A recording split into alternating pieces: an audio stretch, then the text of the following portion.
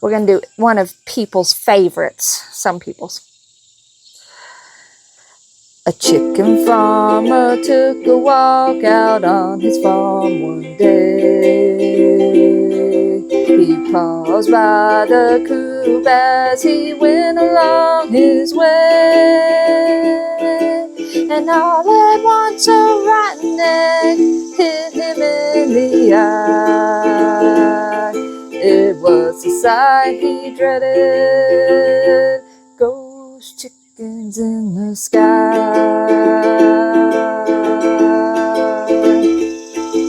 He'd been a chicken farmer since he was 24, working for the colonel for 30 years or more, killing all the chickens and sending them to fry.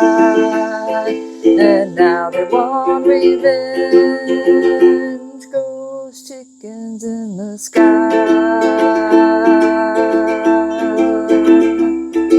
Their beaks were black and shiny, their eyes were blazing red. They didn't have no feathers, the chickens were all dead. They picked that farmer up and he died by the claw. They served him extra crispy and served him with coleslaw. Bark, bark, bark, bark, bark. Messed up on the last verse. Oh well, y'all got the point. Cluck, everybody. We got the C for the chicken and the H for the hen with the I on the internet. Can't you see that's where she's been? K is for crazy chicken lady. 2EN, 2EN, 2EN, chicken LADY. That chicken lady fly.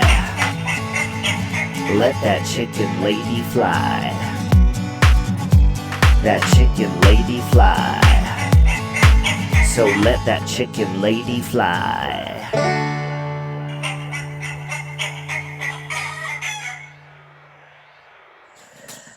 Okay, cluck, everybody. We've got beans today. We're just gonna string and snap some beans. This is the quintessential front porch activity. This is what you always hear about. So I'm very fortunate that I was able to get some. In case you don't know, I don't grow beans, okay? That is backbreaking work. My mother-in-law once went to New York and I had to go and pick her beans for her that week. I was like, yeah, no, I'm good. I will just, buy beans. I would prefer the fresh beans. So if I can get them fresh, what I do is I either can them myself or I do freeze them sometimes. In fact, I'll probably be freezing these. So just a snap, string, snap, string. Is my band-aid coming off? I started out here and my finger just started bleeding. I have a little burn on it. So I've got a bucket down here. I save all my stuff like that to give to the animals. So do I look tired and like exhausted and overwhelmed? Because I am. So it's a big day at the farmer's market this upcoming week, so I'm trying to get like a lot of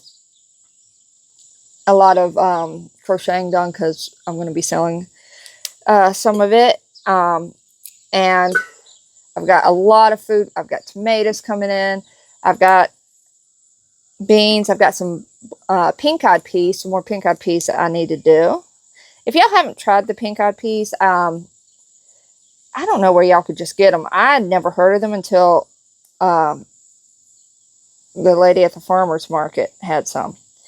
And they're actually pretty. They're a little bit, like, I'm not a black-eyed peas fan. And for that matter, like, pink-eyed peas is not my favorite. But they are a little bit better than the black-eyed peas. Tastes a little bit less like dirt. I always joke. People say, you don't like black-eyed peas? I'm like, no, I don't like to eat dirt. Because that's what it tastes like to me. So, some of these I'm actually so every now and then I will, I kind of make up a little treat for all the animals. And usually it's just like a conglomerate of some extra stuff I have. So I had some extra pinto beans. I'm going to throw a little bit of rice in there. I'm going to probably throw some of these in here, there, and some of the pink-eyed peas. And, you know, it just switches it up a little bit for them. So, oh, and my kittens, in case y'all don't know, I have these two little crackheads that live in my house that some people call kittens. They are a full-time job on their own, so that's another reason why I'm overwhelmed. I'm trying to do, like, all this work, my everyday work. And my kittens are just, like, they discovered toilet paper. That sucks. Let's see, what else? Zappa has this thing. Oh my God, he is just so stubborn. He has this thing that he is doing now. Because they both know now, like, if I say, get down or stop, they know what that means. Zappa's got this thing now, like, he'll jump up on the counter. I say, get down. He goes, turns his head, won't acknowledge, stays up there. So he's getting in a lot of trouble these days. Little punk. Sometimes some of these, yeah, this one's hard to do. This one might keep a string in it. They have, what are they called? Blue Lake? I think they have stringless ones where you just snap. And I do like those. Because I get little blisters when I do this. Let's see, what else is new? Oh my gosh. Earl is a very amorous, we'll call it, male goat. And when I let them out in the big run, they walk past the gate to the females, right? Now, I'm pretty confident in all my gates, but I'm really confident in that gate, so that works out. But he jumped up on that gate and he's a stocky goat. He's probably I would say that he's probably the heaviest goat. And he was just like, like trying to get in there, and he was doing this weird tongue wagging thing, and I was like, no, because like I said, he's a heavy animal. I was really scared that I'm pretty confident that gate wouldn't break, but you never know. And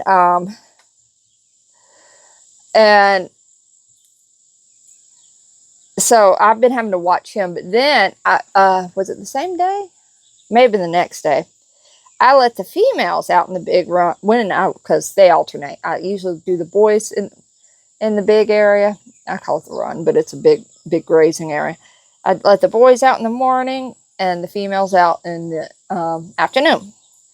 So when they were out in the big area, and the big area is kind of like a communal area, there's a gate for each of their other ones. For each of their runs, personal runs. So, anyway, when the females went out there, Maybelle walked up what was I doing? Oh, I was giving them snacks because I was out there.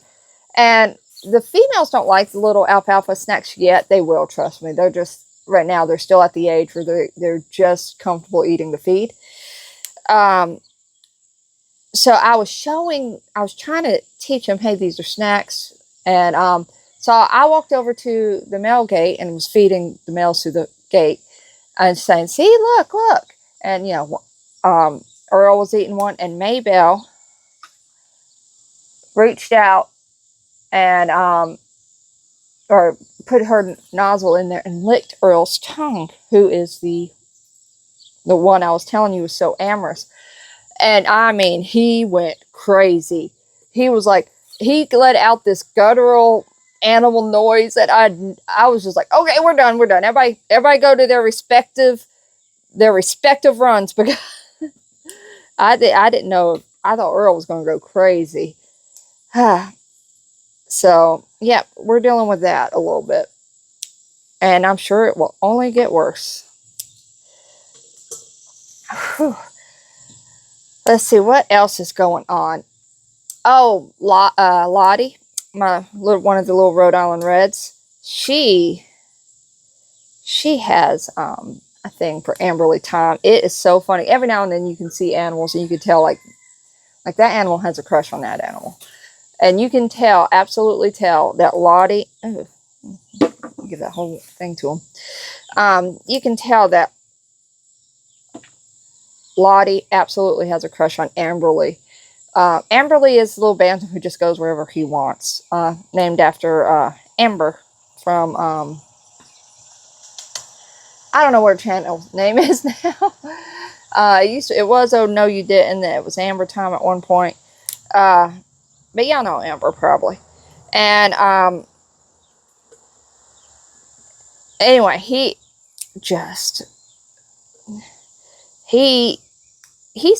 goes wherever he wants. So he'll go in with Lottie a lot, and Lottie just follows him around like a little lost pup.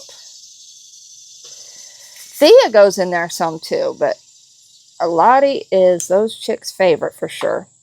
So I'm probably going to be moving those chicks. Like, I'm going to let Amberly be the rooster for that little flock, I think. That wasn't the plan at first, but now I think it is. Which, I don't know. I'm unsure about it because, honestly, Lottie's sort of a scaredy rooster. I'm not Lottie. Amberly is sort of a scaredy rooster, but you never know. He might protect when it's time. But yeah, the farmer's market is doing this big thing. They do this every year. They bring in the fire department, let the kids like explore the fire trucks and stuff. They fly in a helicopter. That's fun. Let's see, what else do they do? Well, that's basically it. Oh, they have the smokehouse. You know, the thing where they teach kids how to escape the smoke. So,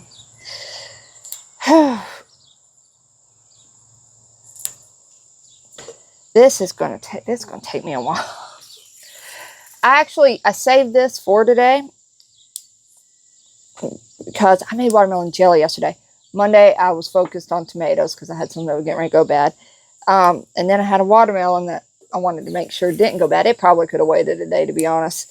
But I went ahead and did the watermelon jelly. Tastes like Jolly Ranchers, by the way. You have to put lime, or you could use lemon juice or lime, but you have to put something acidic in sweeter fruits because if they're not acidic for the preservation. So I had put lime in it. That was a weird noise, wasn't it? So you can taste the lime in it, but I think that really adds to the sour Jolly Rancher taste. So I've got enough juice to make more, and I have to go to Walmart tomorrow anyway, so probably going to get another. You have to use low sugar also for watermelon jelly, low sugar pectin, which I hate using. In fact, this is the first time I've ever used it. But I mean, it's basically the same, but it takes a long time to set because sugar is kind of what really gels the jelly. And it also is what activates the pectin. So even right now, it's not set to what my normal jelly's set. It'll be 24 hours this afternoon. So you have to wait at least 24 hours before you even decide, like, is this going to set or not? It's pretty much set, but it's still really loose. So I want it to set more. So yeah, I'm going to do another batch. And I may have some pears coming in soon. We're going to do the pear jam again. Everybody who tried that pear jam loved it. So I'm gonna play around with the recipe a little bit this year. I mean, it's basically going to be the same, but I'm thinking about putting a little bit of spice in it. You know, cinnamon and stuff. So that'll be fun.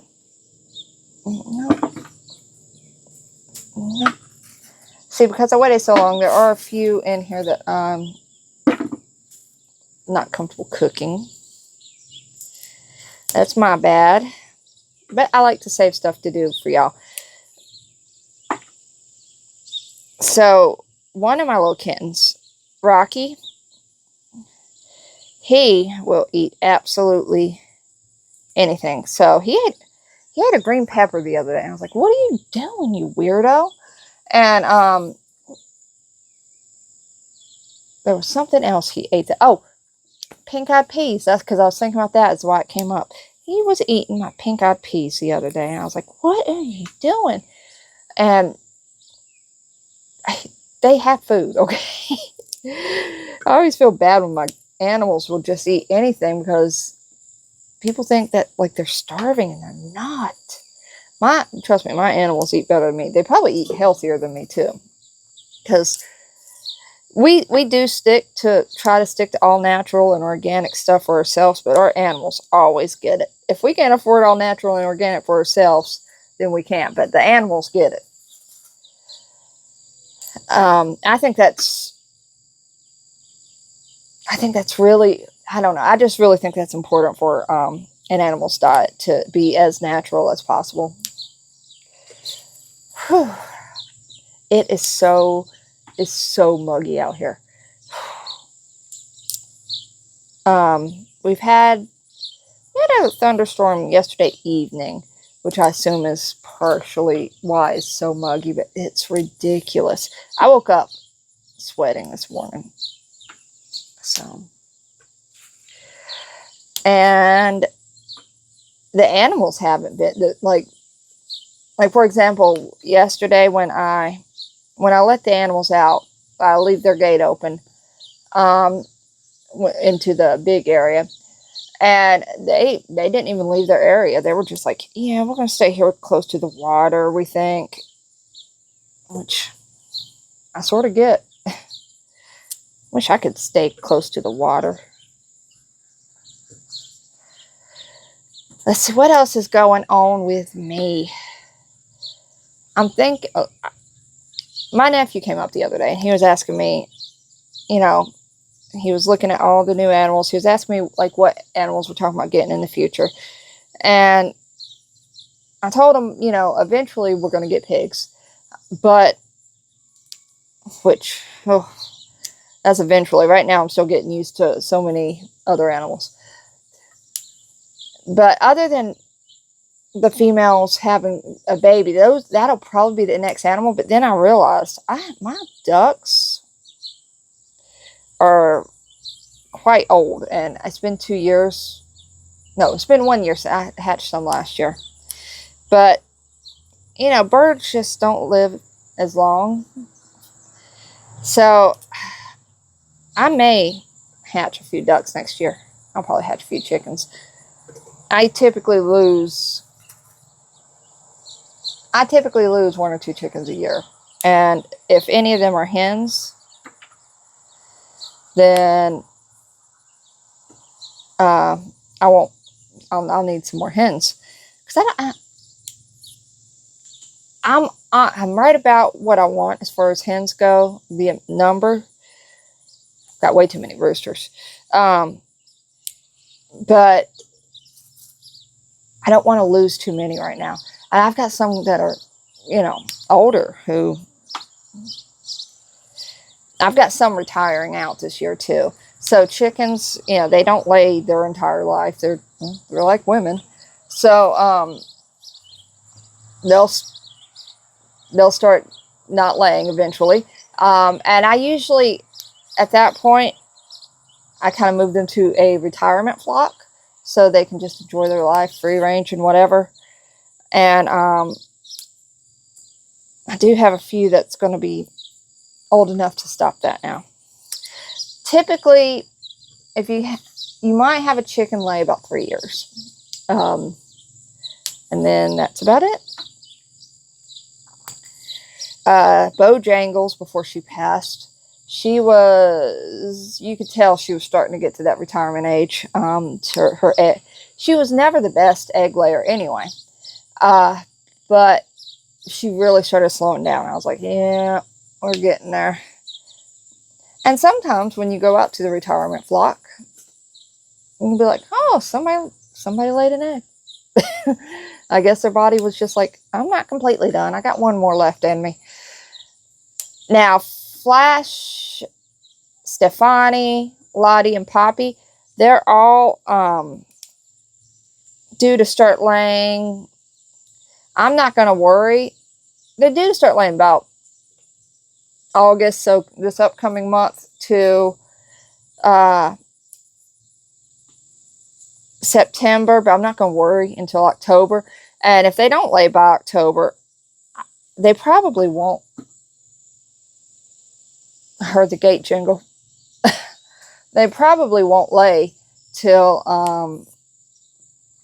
spring, because that's just how it is. If they haven't started laying by the time the weather starts dropping, they just won't lay. I don't know. I'm sure there's some kind of science behind that. That's why I prefer to get baby chickens or hatch baby chickens a lot earlier than I got them.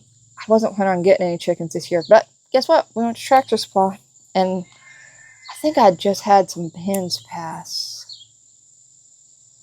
I had a hen pass, and I was like, I'm getting low on hens. And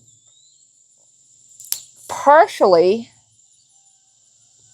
one of the reasons why I'm low on hens is because I went to the pullet bin last year and ended up with some roosters out of that. And then I had the